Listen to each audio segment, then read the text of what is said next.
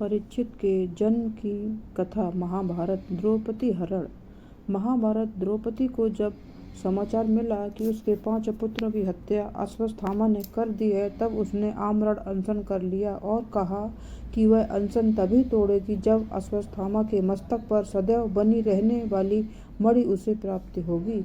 अर्जुन अश्वत्थामा को पकड़ने के लिए निकल पड़े। अश्वत्थामा तथा अर्जुन के मध्य भीषण युद्ध छिड़ गया। अश्वत्थामा ने अर्जुन पर ब्रह्मास्त्र का प्रयोग किया। इस पर अर्जुन ने भी ब्रह्मास्त्र छोड़ा। नारद तथा व्यास के कहने से अर्जुन ने अपने ब्रह्मास्त्र का उपसंहार कर दिया, किंतु अश्वत्थामा ने पांडवों को जड़ मूल से नष्ट करने के लिए अभिमन्यु की गर्भवती पत्नी उत्तरा पर ब्रह्मास्त्र का वार किया। कृष्ण ने कहा, उत्तरा को परीक्षित नामक बालक के जन्म का वर प्राप्त है, उसका पुत्र अवश्य ही जन्म लेगा। नीच अश्वत्थामा, यदि तेरे शस्त्र प्रयोग के कारण वह बालक मृत हुआ तो भी मैं उसे जीवन दान दूंगा। वह भूमि का सम्राट होगा और तू इतने बदों का पाप ढोता हुआ 3000 वर्ष तक निर्जन स्थानों में भटकेगा। तेरे शरीर से सदैव रक्त की दुर्गंध निःसृत होती रहेगी। तू अनेक रोगों से पीड़ित रहेगा। व्यास ने भी श्री कृष्ण के वचनों का अनुमोदन किया। अर्जुन अश्वत्थामा को रस्सी में बांधकर द्रौपदी के पास ले आए। द्रौपदी ने दयाद्र होकर उसे छोड़ने को कहा, किंतु श्री कृष्ण की प्रेरणा से अर्जुन ने उसके सिर से मणि निकालकर द्रौपदी को दी। उत्तरा के गर्भ में बालक ब्रह्मास्त्र के तेज से दग्ध होने लगा।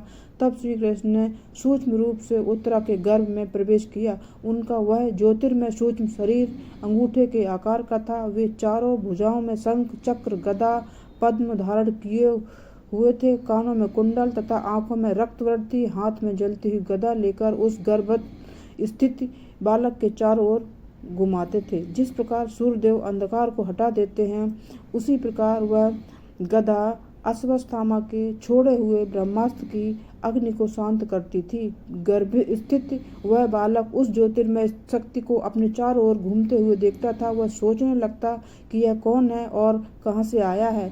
कुछ समय पश्चात पांडव यज्ञ की दीक्षा के निमित्त राजा मरुत का धन लेने के लिए उत्तर दिशा में गए हुए थे। उसी बीच उनकी अनुपस्थिति में तथा श्री कृष्ण की उपस्थिति में 10 मास पश्चात उस बालक का जन्म हुआ, परंतु बालक गर्भ से बाहर निकलते ही मृतवत हो गया। बालक को मरा हुआ देखकर रनिवास ने रुदन हो गया। शोक का समुद्र उमड़ पड़ा। कुरु वंश को पिंडदान करने वाला केवल एकमात्र यही बालक उत्पन्न हुआ था, सो वह भी न रहा।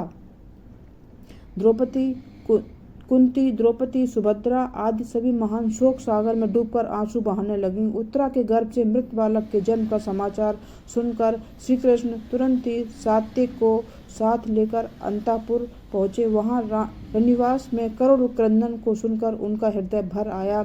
इतना करुण क्रंदन युद्ध में मरे हुए पुत्रों के लिए भी सुभद्रा और द्रौपदी ने नहीं किया था, जितना कि उस नवजात शिशु की मृत्यु पर कर रही थीं। भगवान श्री कृष्ण को देखते ही वे उनके चरणों पर गिर पड़ी और दहाड़ मार मार कर विलाप करते हुए बोली, हे जनार्दन, तुमने यह प्रतिज्ञा की थी कि यह बालक इस ब्रह्मा से मृत्यु को प्राप्त न होगा तथा 60 वर्ष तक जीवित रहकर धर्म का राज करेगा, किंतु यह बालक तो मृतावस्था में पड़ा हुआ है। यह तुम्हारे पौत्र अभिमन्यु का बालक है। हे हरिसूदन, इस बालक को अपनी अमृत भरी दृष्टि से जीवन दान दो। श्री कृष्ण सबको सांत्वना देकर तत्काल प्रसूति गृह में गए और वहां के प्रबंध का अवलोकन किया। चारों ओर जल के घट रखे थे, अग्नि भी जल रही थी और घी की आहुति दी जा रही थी। श्वेत पुष्प एवं सरसों बिखरे थे और चमकते हुए अस्त्र भी रखे हुए थे। इस विधि से यज्ञ, राक्षस एवं अन्य व्याधियों से प्रसूति गृह को सुरक्षित रखा गया था। उत्तरा पुत्र शोक के कारण मूर्छित हो गई थी।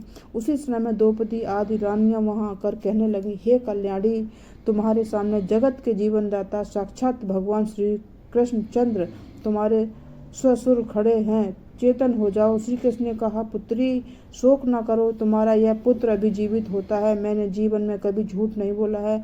सबके सामने मैंने प्रतिज्ञा की है, वह अवश्य पूर्ण होगी। मैंने तुम्हारे इस बालक की रक्षा गर्भ में की है, तो भला अब कैसे मरने दूंगा।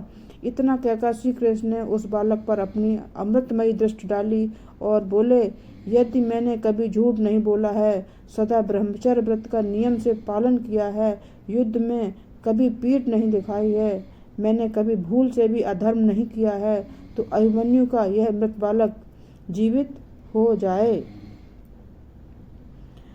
उनके इतना कहते ही वह बालक हाथ पैर हिलाते हुए रुदन करने लगा। भगवान श्री कृष्ण ने अपने सत्य और धर्म के बल से ब्रह्मास्त्र को पीछे लौटाकर ब्रह्मलोक में भेज दिया। उनके इस अद्भुत कर्म से बालक को जीवित देखकर अंतःपुर की सारी स्त्रियां आश्चर्यचकित रह गईं और उनकी वंदना करने लगीं। भगवान श्री कृष्ण ने उस बालक का नाम परीक्षित रखा, क्योंकि वह कुरुकुल के परिक्षीण नाश होने पर उत्पन्न हुआ था। यह जब युधिष्ठिर लौटकर आए और पुत्र जन्म का समाचार सुना तो वे अति प्रसन्न हुए और उन्होंने असंख्य गाय, हाथी, घोड़े, अन्न आदि ब्राह्मणों को दान दिए। उत्तम ज्योतिषियों को बुलाकर बालक के भविष्य के विषय में प्रश्न पूछे। ज्योतिषियों ने बताया कि जब वह बालक अति प्रतापी, यशस्वी तथा इक्ष्वाकु समान प्रजापालक, दानी, धर्मी, पराक्रमी और भगवान श्री कृष्णचंद्र का भक्त होगा। एक ऋषि के शाप से तक्षक द्वारा मृत्यु से पहले संसार के माया मोह को त्याग कर गंगा के तट पर श्री सुखदेव जी से आत्मज्ञान प्राप्त करेगा।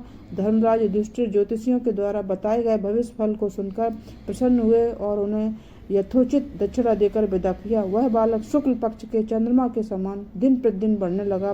धर्मराज युधिष्ठिर ने राजा मरुत का गड़ा हुआ धन लाकर अश्वमेध यज्ञ किया।